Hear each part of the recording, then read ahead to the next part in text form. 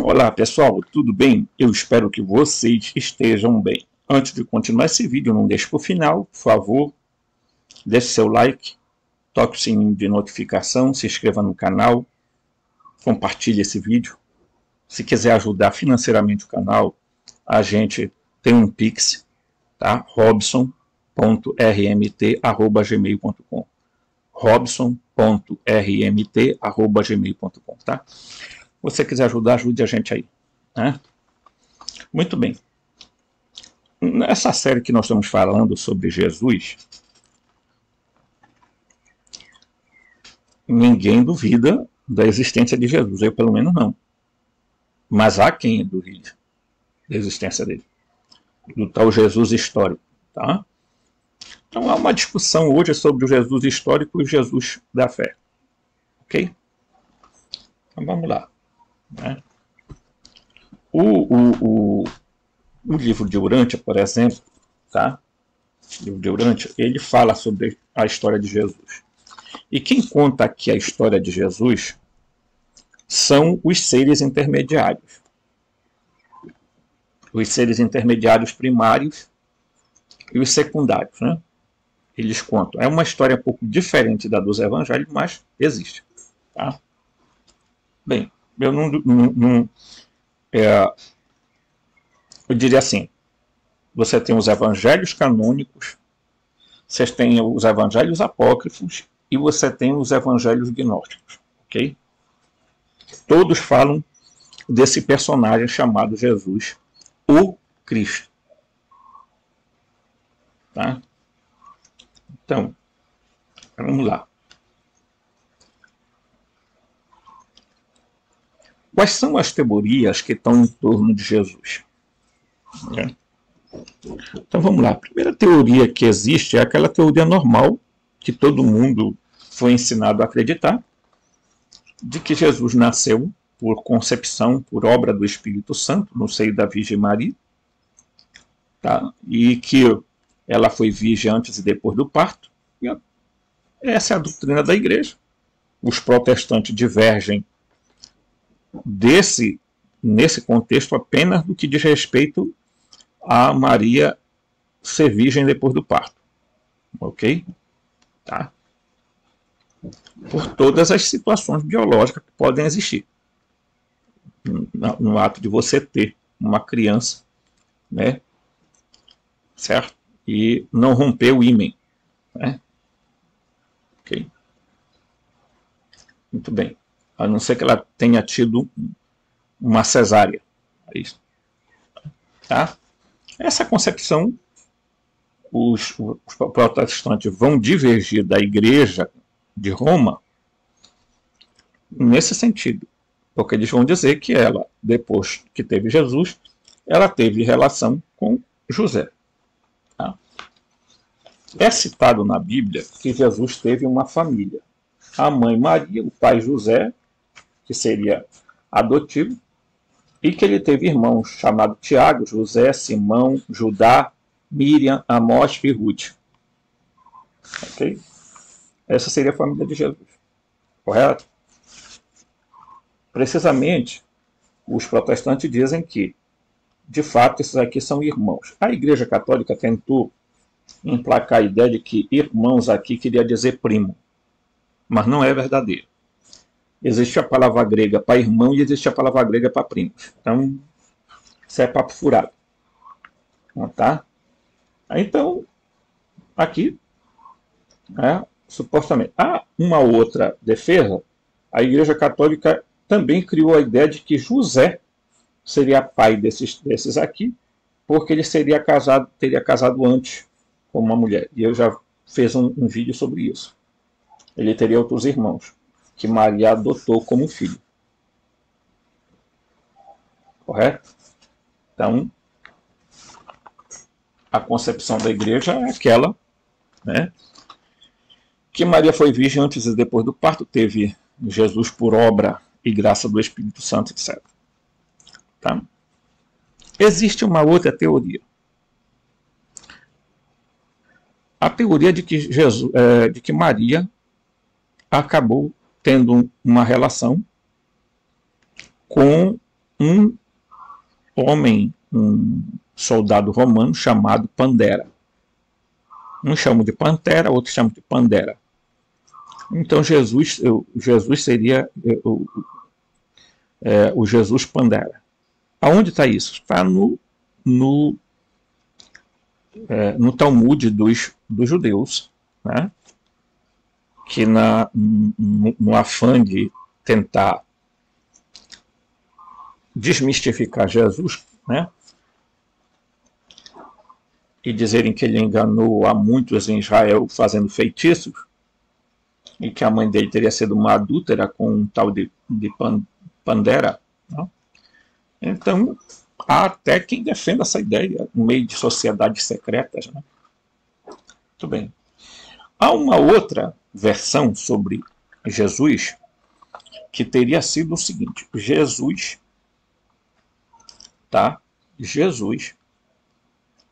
seria filho do imperador César Augusto. Mas como assim? Bem, segundo essa teoria, Jesus teria nascido muito antes, lá pelo ano 15 ou 20 antes de Cristo. Tá? Enquanto alguns põem no ano 4, essa teoria põe ele um pouco mais para longe. Tá?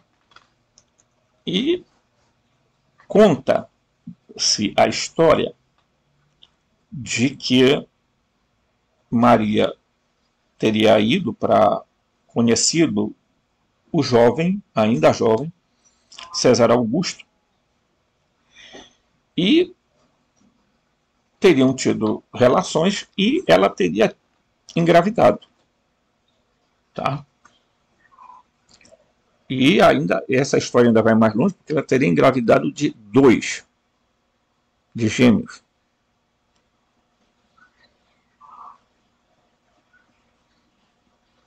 Tá? Os gêmeos seriam o Joshua e o Tiago. Tá? Tiago, que seria o irmão, né, o gêmeo, o Dídimo. Certo? Bem, e existe a teoria, que é a que eu defendo, que Jesus foi feito por meio de inseminação artificial no seio de Maria. Para carregar o quê? Para carregar um gene, tá? Não só um gene, mas carregar tudo uma característica de um ser. Um ser supra-humano. Ok? Ser supra-humano. Os reveladores falam exatamente isso para mim. E a gente vê que há uma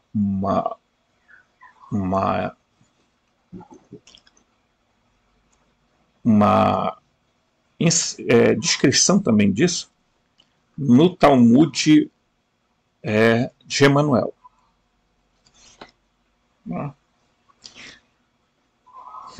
De que Jesus teria sido ali até pelo que eu já falei nos vídeos anteriores, em que o texto deixa claro para nós que um Espírito Santo subirá sobre ti, e uma potência do Altíssimo te sombrar-te-á, quer dizer, vai te fazer sombra. Tá? Então isso indica, primeiro, uma intervenção, que eu diria assim, tecnológica. Então Jesus teria sido feita ali uma inseminação artificial, Maria teria sido supostamente abduzida e teria feito, que isso não era impossível, porque já tinha sido feito em outros casos. A própria Maria nasceu desse jeito, por essa intervenção. Ok? Certo? Então, essas são as teorias. Tá? Existe a teoria de que Jesus tinha um irmão gêmeo, né? de que o Joshua tinha irmãos Tiago que eram idênticos, que eram gêmeos. Eu confesso que não encontro amparo nem nos evangelhos gnósticos, nem nos apócrifos e nem nos canônicos. Há uma assimilação disso. Eu posso acreditar que realmente, de fato, Jesus pode ter sido muito parecido com Tiago, poderia ser parecido com Jesus. Não duvido disso. Mas ser semelhante não quer dizer ser igual. Tá? Eles podiam ter muito bem, e a gente encontra isso com muita naturalidade, pessoas que se parecem e às vezes nem são irmãos. Tá? Mas se forem colocadas juntas, você nota traços de aparência muito forte. Ok? Muito bem. Há uma outra teoria a respeito do qual Jesus não teria morrido na cruz. A primeira teoria é a teoria dos docetistas, que diziam que Jesus tinha um corpo aparente. Tá? O que acontece? Acontece que quando Judas foi beijar Jesus, por ele ter um corpo aparente, portanto, era fantasmagórico, então ele era um extraterrestre mesmo. Ele pegou e transferiu a imagem dele para o Judas. Olha só. Isso aí tem maçonitas defendendo essa ideia, porque se consideram docetas, né? Então vamos lá. Aí então, o que acontece? Pegaram o Judas e crucificaram porque viam nele a imagem de Jesus. Correto? O Judas depois é descido da cruz, né? E segundo os maçonitas atuais, teria se transformado em Paulo. Né? Essa teoria. A segunda teoria é a teoria de que quando foram para pegar Jesus lá no Monte das Oliveiras, o que aconteceu? Eles firmaram um acordo com Judas. Né? Lembra da história? Corromperam Judas e disseram, olha, tu entrega para nós o cara. Aí então Jesus está lá na ceia e ele diz para Judas, o que tem de fazer, fazes logo. E ele saiu. E diz lá que o diabo, o Rassatã, o demônio, entrou no corpo de Judas. Prestem atenção nesta coisa. Porque quem é o Rassatã, quem é o diabo, senão o Jeová, Javé e ao Ruá, seja lá o nome que é, Enlil, etc. É a mesma personagem. Entrou no corpo de Judas. Aí Judas foi. Né? Mas como Jesus era muito parecido com Tiago, o que acontece?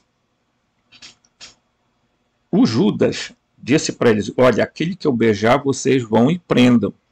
Mas por quê? Se Jesus era conhecido por todo mundo lá na região, por que há necessidade de um beijo em alguém para identificar alguém?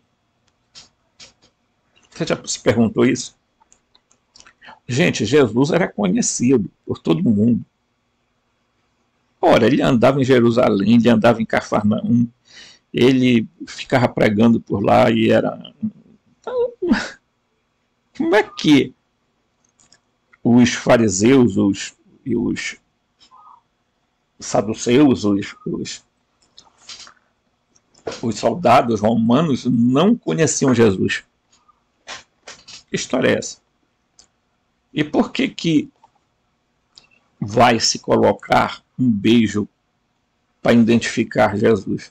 Ah, não, porque era noite, Robson, no escuro, andava com tocha, aí precisava fazer uma identificação. Isso não me parece plausível, porque mesmo no escuro, e, e naquele período se andava com muitas tochas, pessoal, e as tochas eram muito mais fortes do que a gente supõe.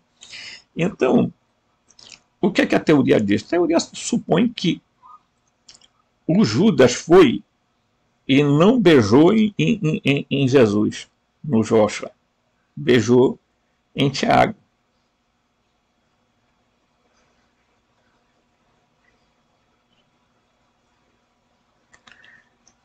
Entenderam? Ele não fez isso tá,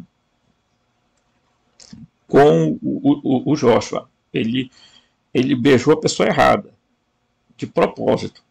E o Tiago vai e prendem o Tiago e cacete no Tiago, porrada, bota a cruz, bota esteco de espinho e pá. Quando eles perceberam que não era Jesus, tá? Essa é uma teoria. Quando eles perceberam que não era Jesus, no caminho para o Calvário, eles disseram: bem, nós temos que dar um jeito nessa situação. Não é o cara. Tá? Não é o cidadão. Então, bora resolver a questão. Como é que a gente faz? Aí lá vem o Simão de Cirene. Simão Sirineu. Simão Sirineu vem andando e resolve, eles pegam para ajudar a carregar a cruz de Jesus.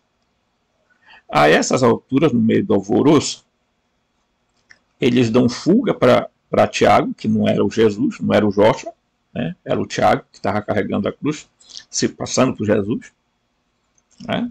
Por engano, por Taitano. Né? Então, Simão de Cirene vai e eles pegam e crucificam Simão Sirineu. E aí José de Arimateia se encarregou de rápido pegar Simão antes de... Isso era uma sexta, né? Então ia ter o Shabat. Então antes que chegasse o Shabat, ele foi lá e pá, curaram o Simão Sirineu e mandaram ele embora de lá. Tá? Por quê? Porque ele era um arquivo vivo. Vai para onde? Vai para a Índia, para Caxemira. Então, quem está supostamente sepultado lá na Caxemira não é Jesus, mas o Simão Sirineu. Tá? E aí eles, para queimarem o arquivo, enforcaram Judas. Porque há uma controvérsia. Né? Um diz que ele foi enforcado, um texto do Evangelho diz que ele se enforcou, o outro diz que ele caiu de cima de um precipício e que se estourou todo, né? Certo? Fizeram a queima de arquivo, né? Por quê? Porque não queriam, tá? Então, pegaram, né? O Joshua vai embora para a região da Gália, do Jesus, e o Tiago vai para as regiões da Inglaterra, Escócia, por ali, para aquele pedaço. Para lá eles constituem famílias, linhagem. Ok? Então, a outra versão sobre Jesus, a crucificação, é a versão da igreja. Quem morreu mesmo foi Jesus, na cruz do Calvário. E depois ele ressuscitou ao terceiro dia, subiu ao céu, está sentado à direita do Deus Pai Todo-Poderoso. Esse é o credo apostólico. Tem o credo niceno-constantinopolitano, que expressa exatamente essa ideia. Ok? Beleza? Beleza. Né? Estamos nos entendendo.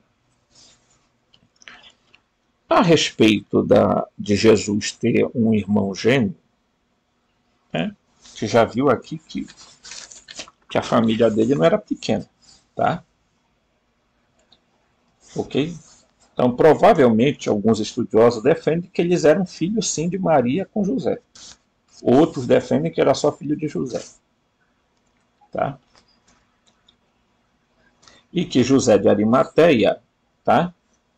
Era tio desse pessoal aqui.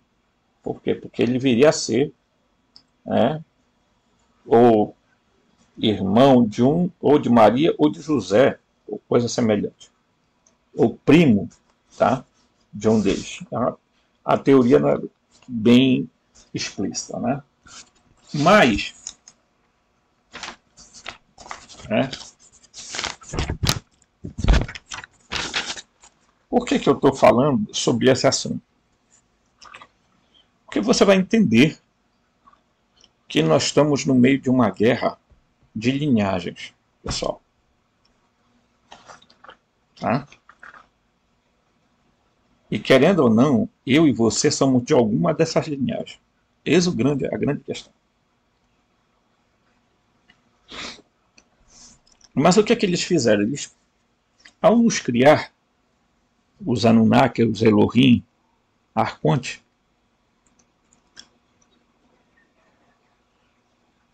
eles nos fizeram, né, tipo assim, fizeram com que o nosso DNA, né, não comportasse toda a verdade. Né? E por nós não conseguirmos nos conhecer e saber a nossa origem, a gente vive perdido nesse mundo de fantasia, ilusão, etc. E tal. Né? Ter poder e prazer são a lógica de algumas pessoas, né? Ou da maioria de nós.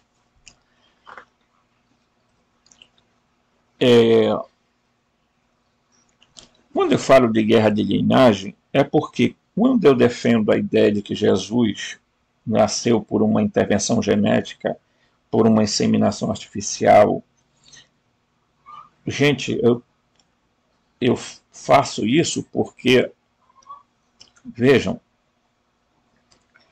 existe uma grande possibilidade, tá, de que, de fato, ele tenha acontecido isso. E por que existe a defensores da ideia de que Jesus teria sido uma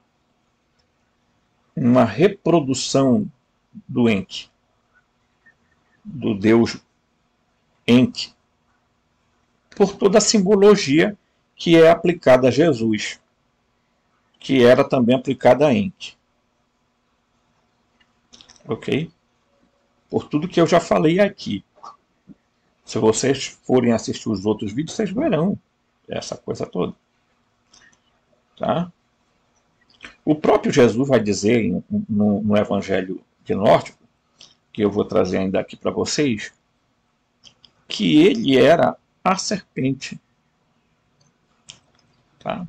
E os pesquisadores dizem ao contrário que quem era a serpente? Era Enki.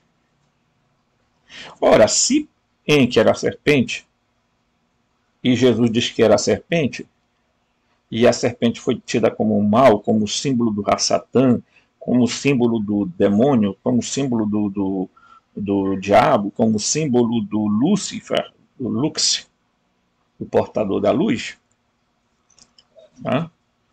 Do luminoso. Como é que, a troco de quê?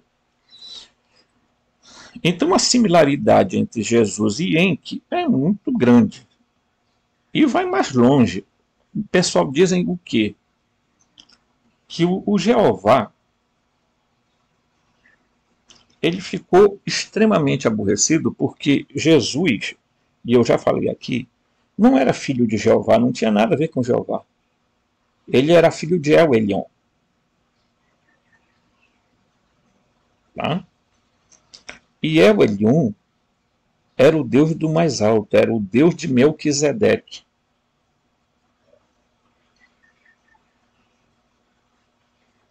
tá? O rei justo.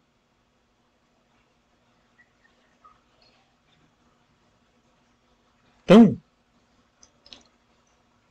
Melquisedeque, né, era o rei sacerdote de Salém, que hoje é o lugar onde chamam de Jerusalém, né? Certo? E Jesus é filho de El Elyon, o Deus do mais alto. E eu já mostrei isso também nos textos de Lucas, no anúncio, né? Ok? Então, ele era superior, tá,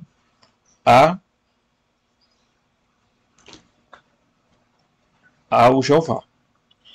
E há um outro detalhe, né?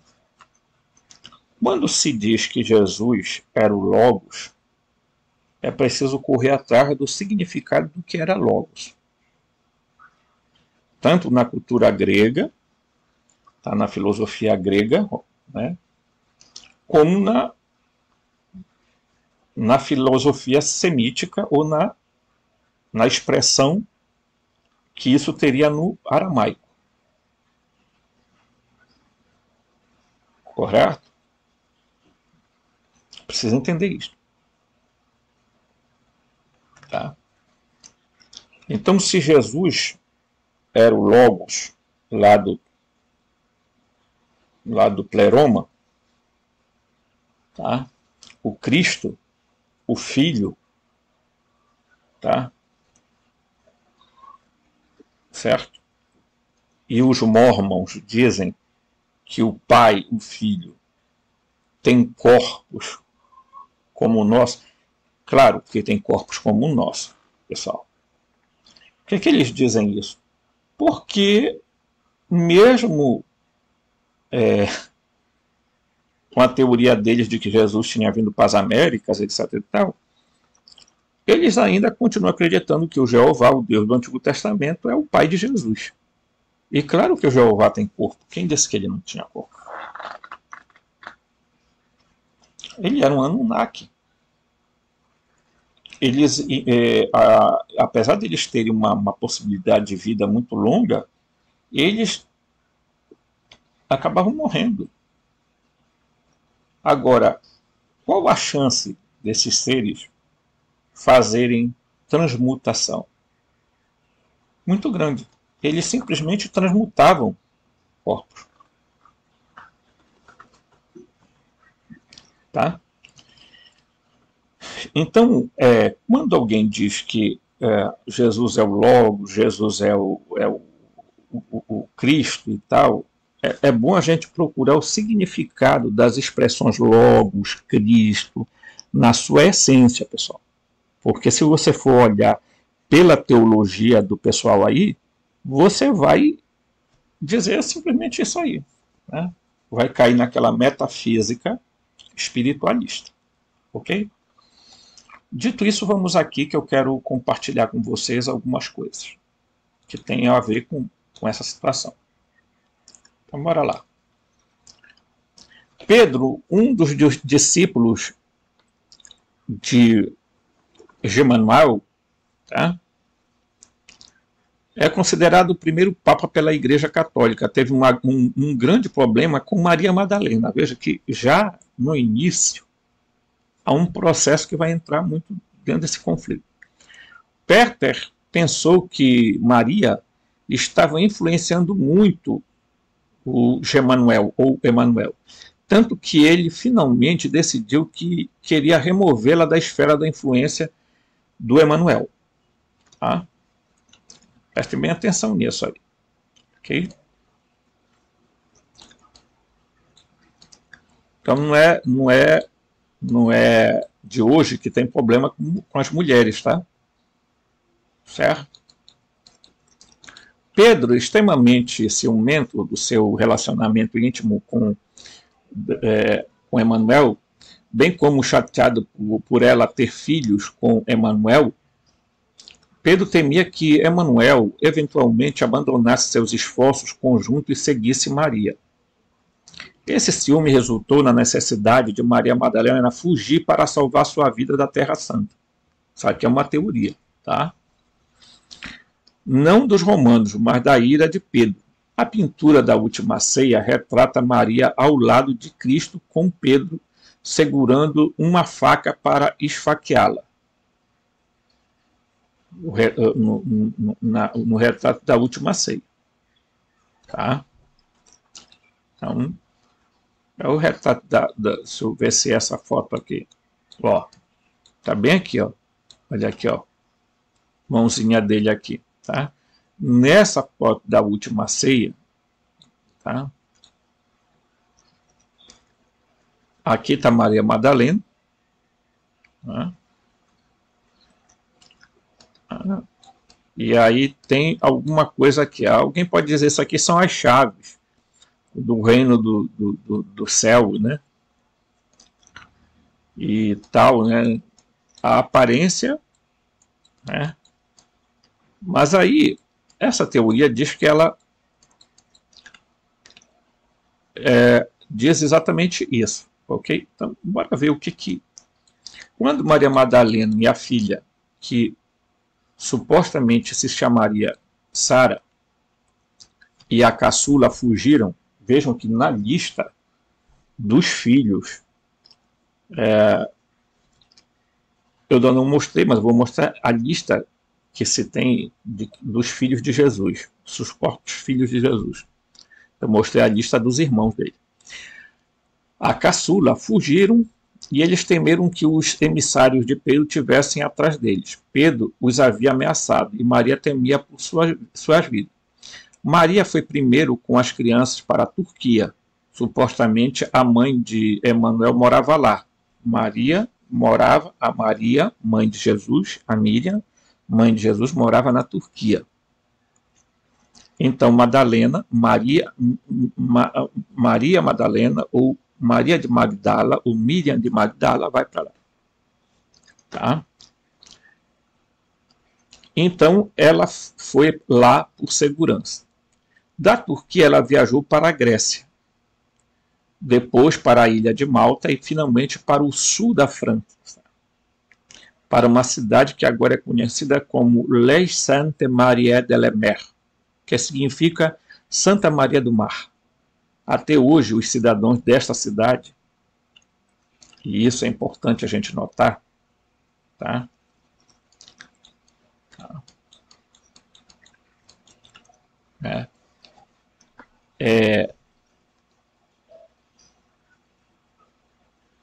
Até hoje, os cidadãos dessa cidade reencenam a vinda de Maria Madalena com sua comitiva para a costa. Isso é algo que a Igreja Católica nega, mas lá está ela na França. Além disso, os túmulos de Maria e Sara estão lá, na França. Pelo menos é o que se diz. Tá? Vamos lá.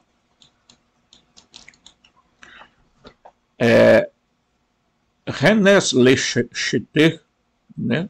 Ou Rennes-le-Château, tá? É um local nas montanhas do sul da França, onde ela está localizada uma igreja muito estranha. É um dos lugares mais fascinantes da região.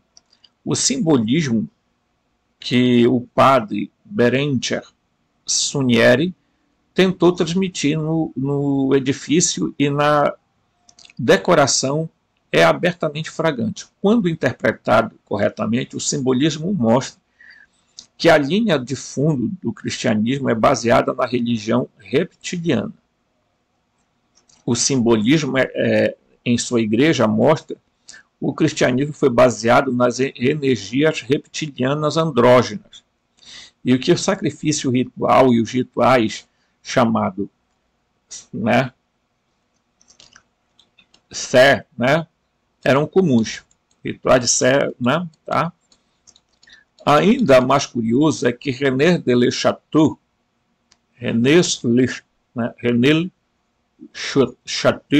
ou Chateau, é o padre que criou esta igreja. Berenger Sanieri, ele foi financiado por um dinheiro que ninguém consegue explicar. Ele viveu luxuosamente e entregou-se ao banquete elaborados e pôde até ter filhos com sua governanta.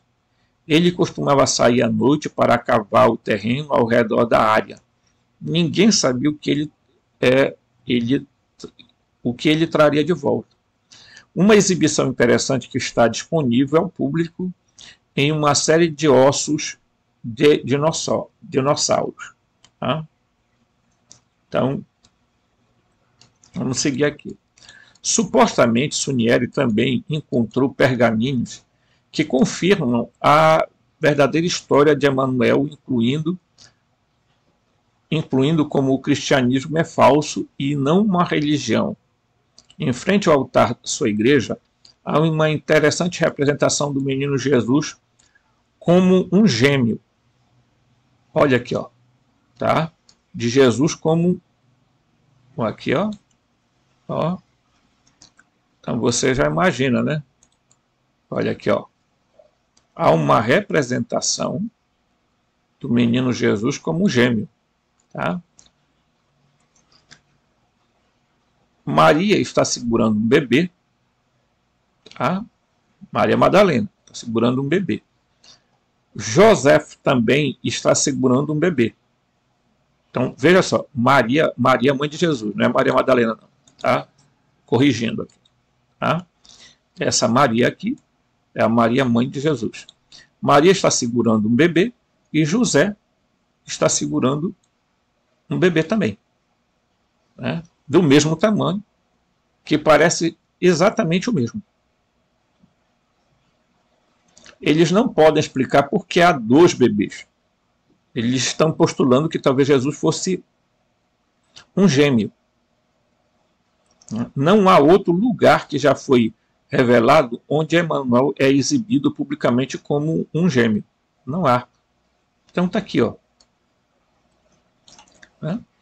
Então vejam, por que se faria uma imagem, prestem bem atenção, aonde de um lado está José, São José, como muita gente chama, com um menino Jesus no braço. Aí do outro lado está Maria, com um menino também no braço. Por quê? De fato, eu nunca vi nenhum quadro semelhante a este.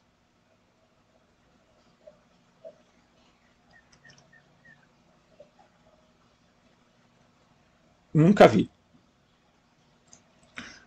E se essa teoria é plausível ou não é plausível, vocês podem dizer assim, ó, Robson, eu acho que isso é um pouco assim fantasioso. Não, mas às vezes, pessoal, por trás, é aí que está o grande. Você sabe o quê?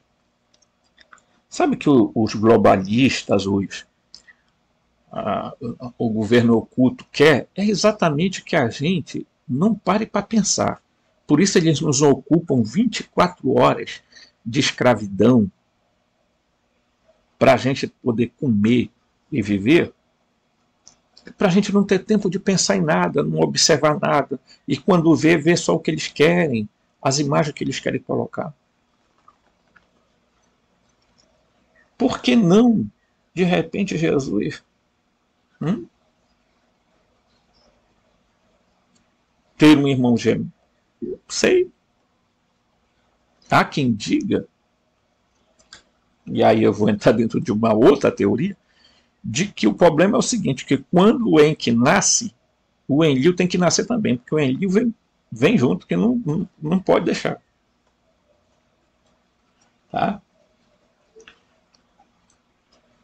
Eu vi agora esses dias uma declaração numa live de um escritor, e ele falou exatamente isso, né? Que na verdade quem que nasce? Nasce o Enki como Jesus e Enlil nasce como Tiago.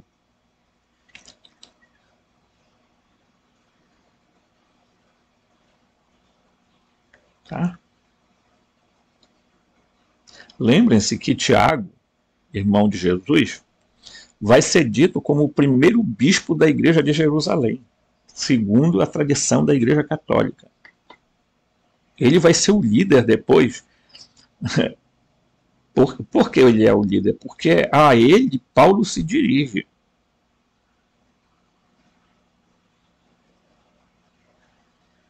Então, Tiago, Pedro e João, Paulo vai chamar de as colunas da igreja.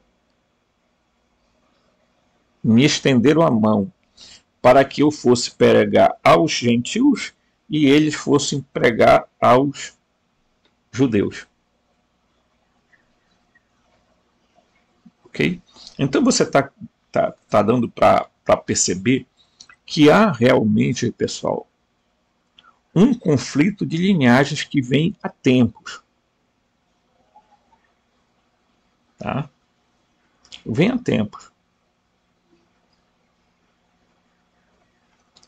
Uma guerra que é travada tanto nas esferas, que eu diríamos esferas fractais e moronciais, como na esfera material.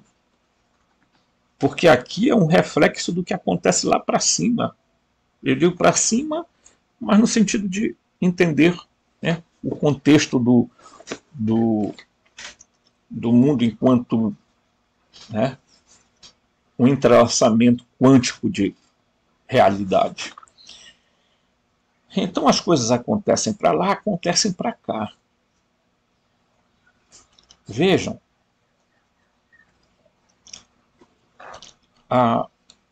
hoje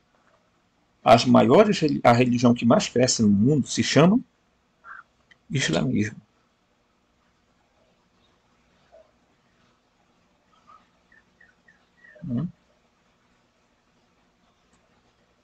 Presta atenção.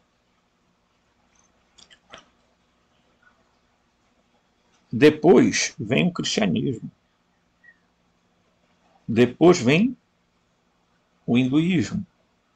Depois vem o judaísmo. Né? Você veja o que há por detrás desse cenário religioso, tá?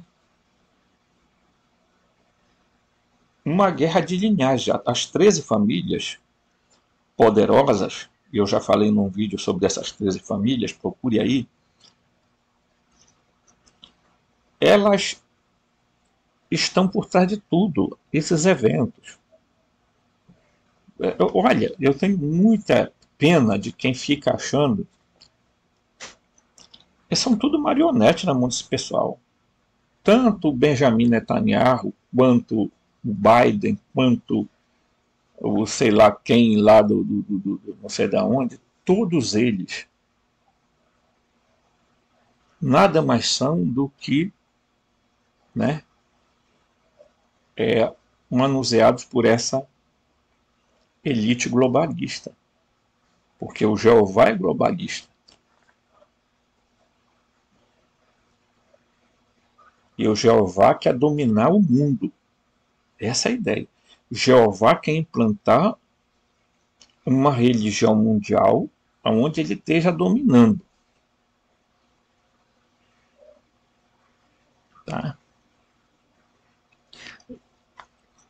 Há guerras. Por quê? Porque, olha, Enlil, Marduk, Enki, tá? Mingzida e etc, etc. Os panteões da Grécia. Você vê, por exemplo, na Grécia, os deuses lá ficavam brigando entre si. Por quê? Porque, gente, por que inventaram um mito? Para desviar nossa atenção. Porque o que as pessoas entendem por mito? Mentira. Que é uma fantasia. Uma lenda. Quando, na verdade, os mitos são histórias verdadeiras. Que eles decidiram dizer que é mito, que é uma suposta fantasia, uma suposta mentira, exatamente para que a gente não chegue a lugar nenhum. E a gente não veja a realidade. E a gente não descubra que essas linhagens estão em guerra. Tá? Eu vou falar isso para vocês porque vocês vão ver aqui uma coisa muito interessante. né?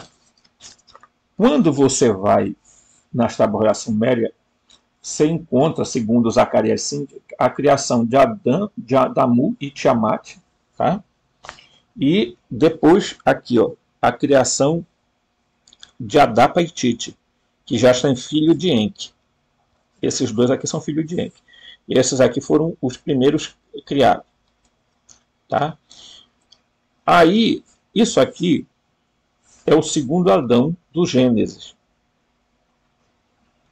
Tá? E aqui é o terceiro Adão do Gênesis. Porque o primeiro Adão está na outra esfera. Tá? No livro de Urântia, diz que os primeiros seres foram de Adão e Fonta. E depois chegaram aqui na Terra Adão e Eva vindo de Jerusalém. Tá? Aqui você vai entender que na Bíblia, olha, vou botar para cá, na Bíblia, Gênesis 1 e Gênesis 2. Então você vê que na verdade há uma relação muito próxima desses textos, o que nos mostra que há, na verdade, né,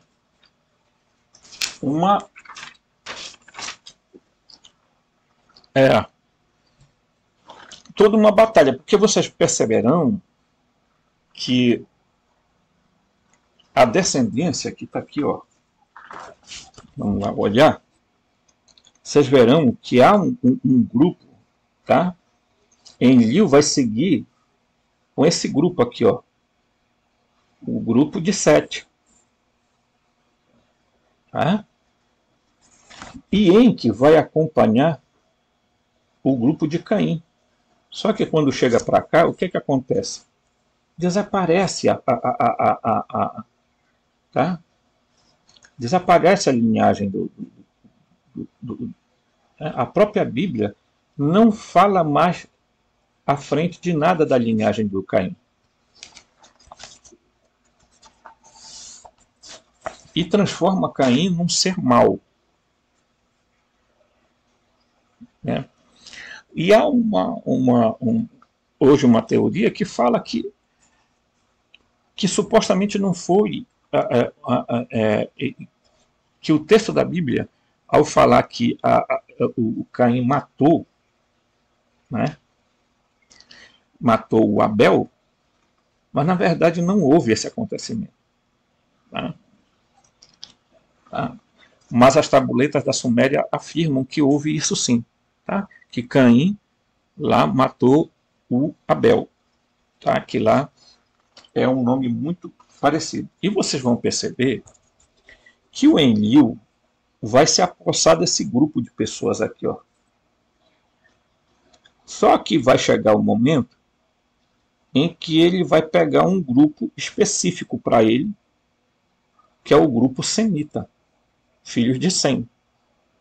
E vai pegar mais especificamente dos filhos de Sem, ele vai pegar o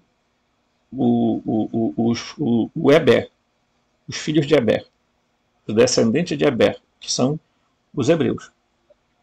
Ok? Tá? E que o Enki vai ter também a sua linhagem. Uma linhagem que vai ser condenada pela Bíblia, tá? E que vai ser chamado de tudo que não presta. Por quê? Porque o Enlil se encarregou de colocar isso aí. Então, prestem atenção o panorama que nós estamos vivendo. Ok? Então vamos lá. Vamos continuar aqui para a gente entender. Então está aqui. Então vamos ver se esse personagem de fato, né, se há dois irmãos, né, precisamos entender qual a relação é possível perceber entre eles. Ok? Vamos seguir? Vamos aqui. Tá? Dentro da igreja há uma representação de Santo Germain, Santo Germain, com uma mulher, uma figura masculina como feminina, novamente representando androgenia reptiliana. Figuras demoníacas sustentam os altares. Existem muitas dessas representações que Berenger Sunieri construiu propositalmente há mais de 100 anos para apresentar uma declaração simbólica de informação que ele sabia. Ele queria que o mundo soubesse a verdade da única maneira que ele tinha a permissão para expressar na época. Há também uma torre com uma escada em caracol que sobe como um ponto vermelho no chão, que aponta para a janela. Se você se dirigir a trajetória do ponto da janela para as colinas, verá que ela leva à caverna onde Maria Madalena viveu na França. Tá? Ok? Nos anos 800, os Khazares, prestem atenção, vou até grifar aqui, olha aqui, ó, os Khazares, que tem a ver com os Ashkenazi, tá? O Ju Ashkenazi, tá? O Juju Ashkenazi. Chegaram à Europa para encontrar com os remanescentes do reino de Maria Madalena, tá? Que era governada pela família Merovingios, que vai dar origem aos Merovingios. Houve um casamento entre Khazares e Merovíngio, fundindo-os nos Merovingios. Este é o começo oficial dos Illuminati. Né?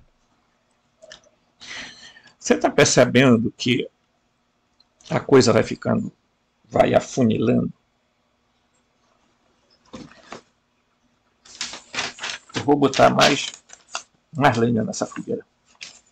Vou botar para queimar agora a pestana. Vou botar agora.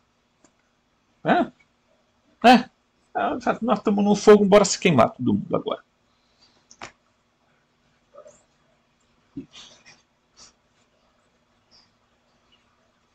O Joshua, ou o Yeshua,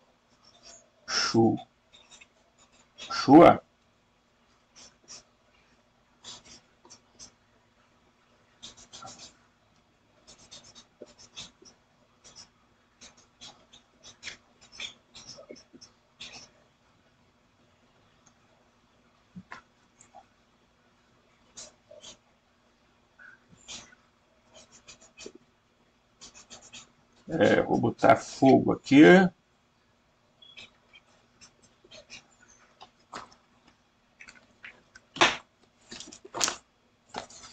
Vamos lá. O Joshua, ou o Yeshua, tá? Yeshua, ou Yoshua, tá? Yahusha, tá? Esse aqui, tá? Quer dizer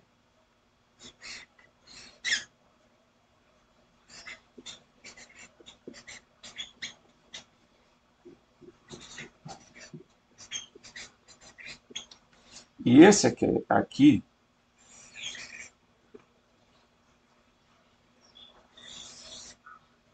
quer dizer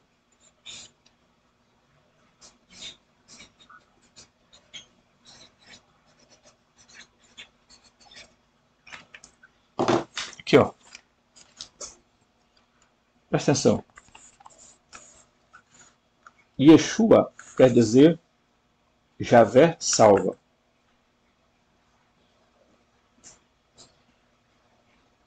Jeová é salvação. Emanuel, ou Iumanuel, tá? Quer dizer El conosco, ou Deus está conosco.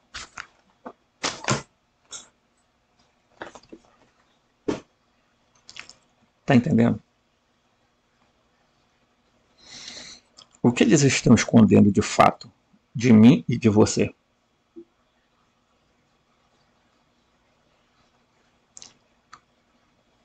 Quem deu origem à Igreja de Roma?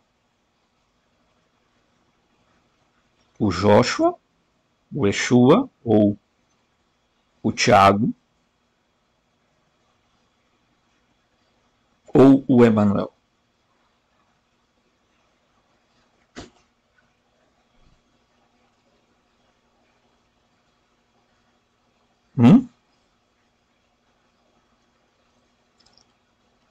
Por que os filhos de Maria Madalena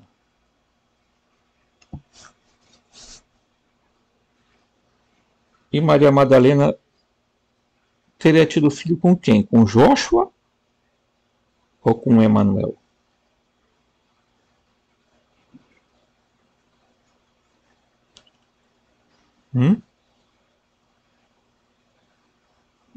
Bora acender esse fogo? Bora. Já que nós estamos aqui para nos queimar, né? Lá, um pouquinho. Vamos exercitar a pestana, né? Então, suponhamos que isso aqui seja Enlil. E isto aqui, suponhamos, seja Enki. Aqui, ó. Aqui seja Enlil e aqui seja Enki.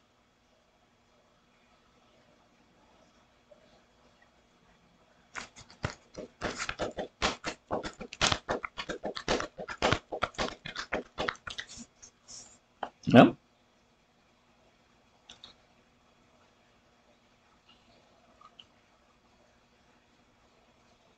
Vamos queimar mais a pestana ainda? Vamos. Então, peraí. Calma aí. Não sai do vídeo, não. Fica aí, pô. Tá? Abraão teve 2 filhos, né?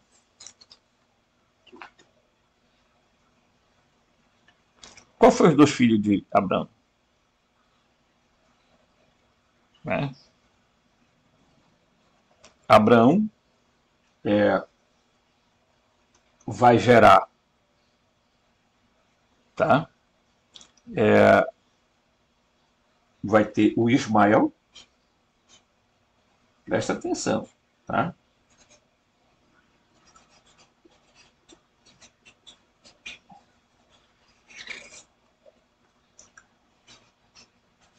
E aí vem Jacó, que é Iacov.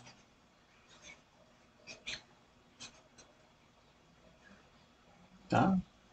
Ele vai ter um filho chamado... Porque Jacó vem ser filho de quem? De Iá.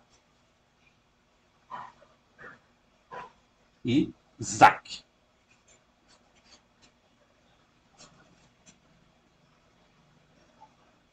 Ok? Agora presta atenção.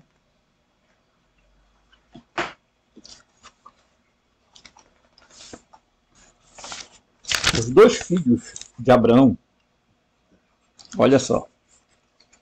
Uma linhagem é o Ismael.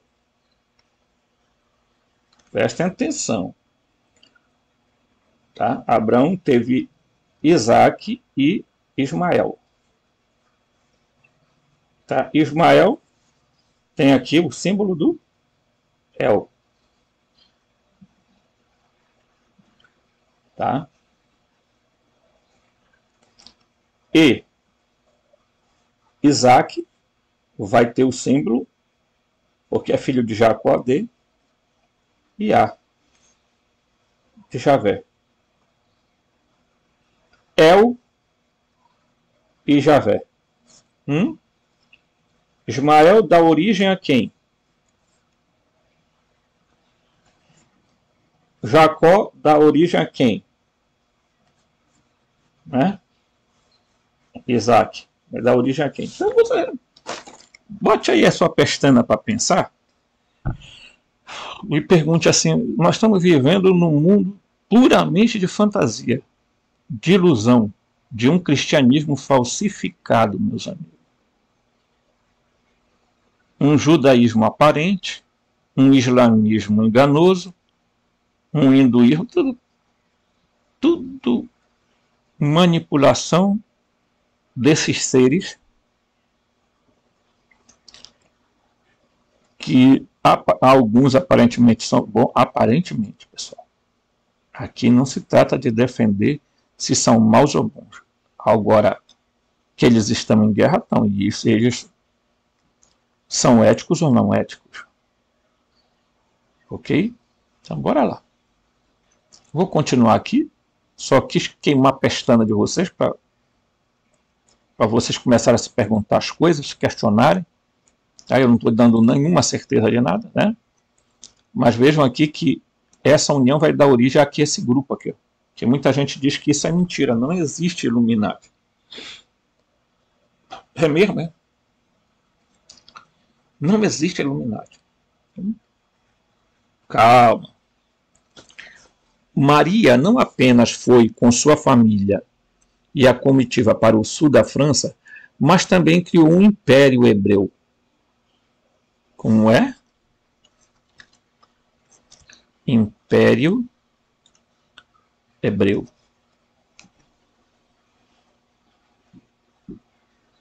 Meu garoto. Você está chegando aonde eu quero, meu garoto. Você está percebendo a coisa?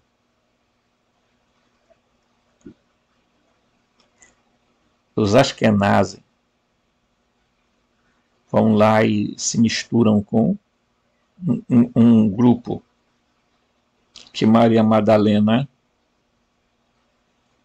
com os filhos, com a dinastia de Maria Madalena. Mas de quem seria essa dinastia?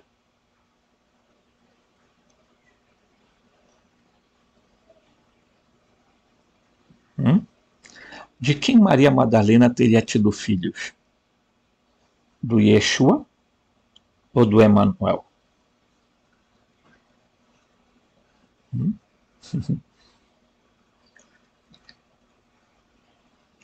Eis a grande pergunta.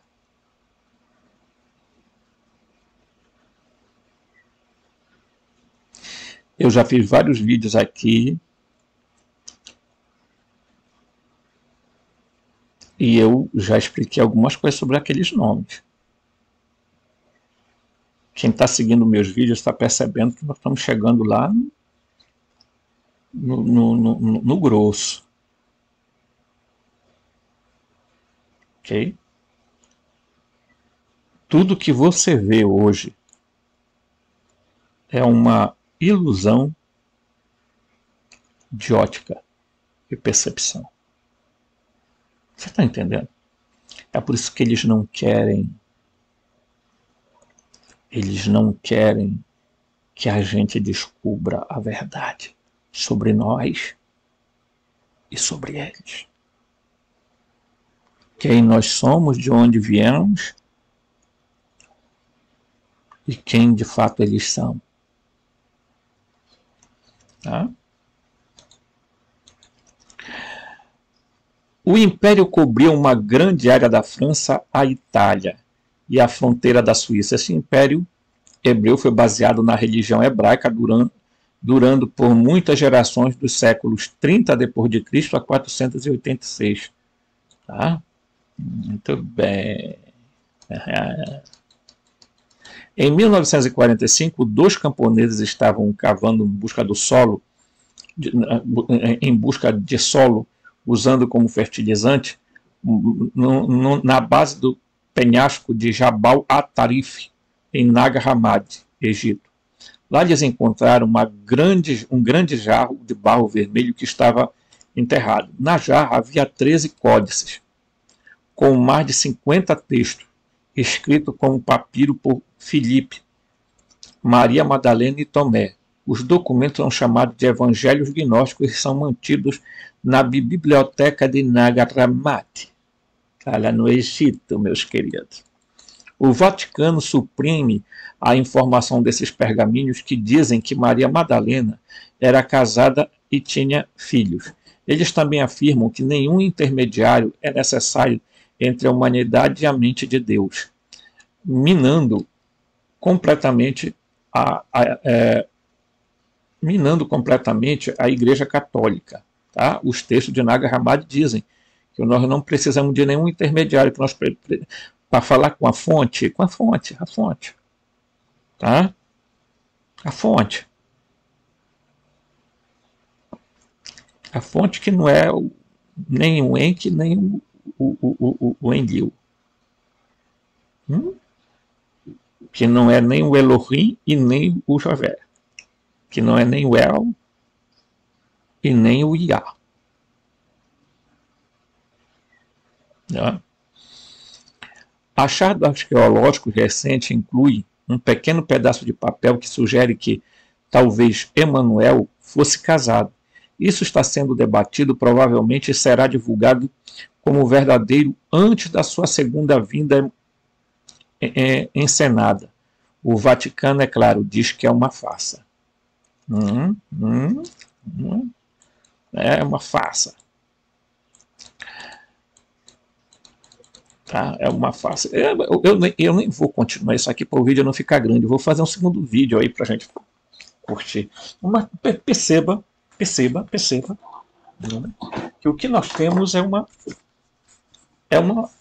pode de fato ter existido isso aqui, gente. As linhagens podem continuar na guerra, né? Tá? Isaac, tá? E Ismael.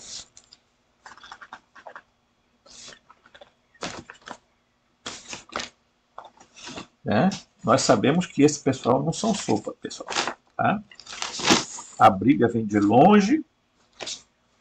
Esse pessoal estão com sangue nos olhos. E convenhamos ou não, perceba que há um quê nessa questão. Ok? Não perca o próximo vídeo, porque vem coisa aí.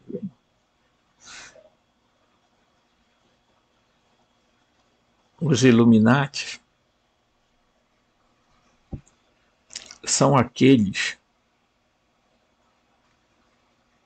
as 13 famílias, lembram das 13? Existem os Illuminati, os iluminados, os brilhantes.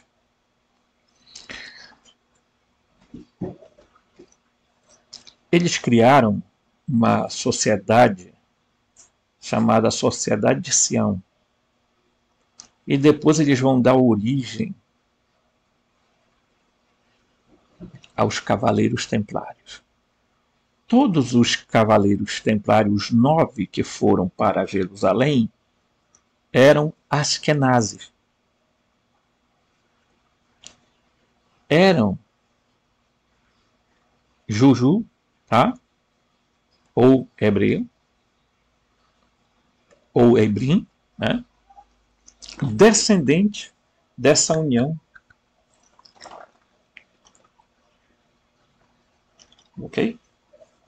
Tem muita coisa para a gente falar sobre isso. Até o próximo vídeo.